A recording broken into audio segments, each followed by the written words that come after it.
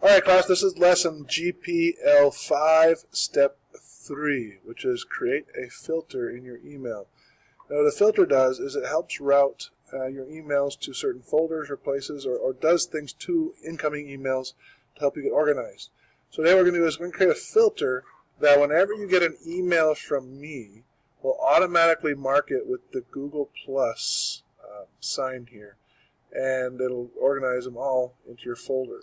So all of you should have received an email from me, from Mr. Smith, called Filter This.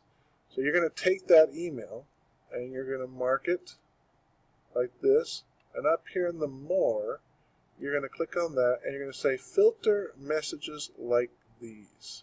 So click on Filter Messages Like These, and notice that Google automatically takes a property from that email, which is my email address, and puts it in here.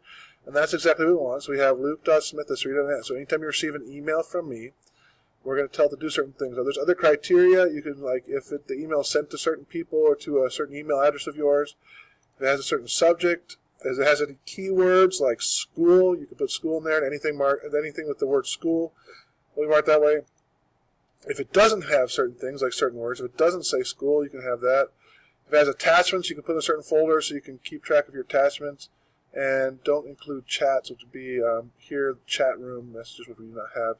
Or if it's a large or other properties are greater than, you can mark it that way. But all we're going to focus on right now for this filter is the email address. This is my email address. So you'll have that. You'll hit Create Filter with this search. So you'll hit there. And you notice when you put all these in, emails that match that criteria that you set here will show up back here. So Create Filter with this search.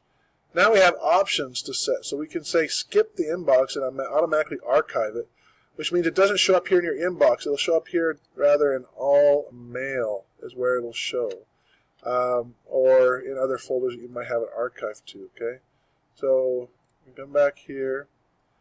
We have still our email address there.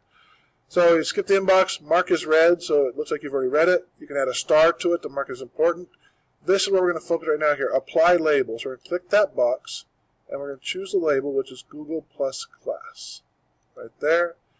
You can have it automatically forward to another email address. Like if you want to forward it to your parents, you can add an email address there.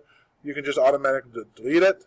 You can never send it to spam. So maybe some emails accidentally get marked in your spam folder. You can stop that from happening. You can always mark it as important. You can never mark it as important, which is a little arrow right by the emails. We'll show you that in here in a second. Let's go ahead and set that one too. Always mark it as important so you can see what that looks like. And then you can also categorize it. So based on the way you have your inbox set up, you can categorize it for personal, social, promotions, updates, or forms. We'll uncheck that, sorry.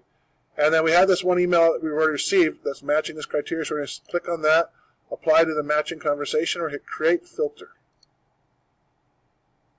And there you go. Now any emails that come in will appear here automatically from me will appear automatically in the Google Plus class. So you can go to those just to check your emails.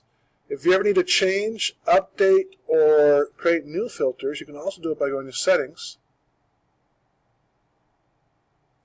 And right here you see Filters and Blocked Addresses. Click on that. And you'll see now here, here's the new filter that we created and what we told it to do.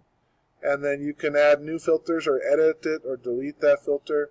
We're going to leave it active for now.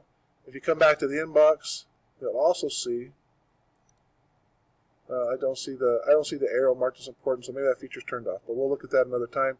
Anyway, that is how you create a Google filter for incoming email addresses.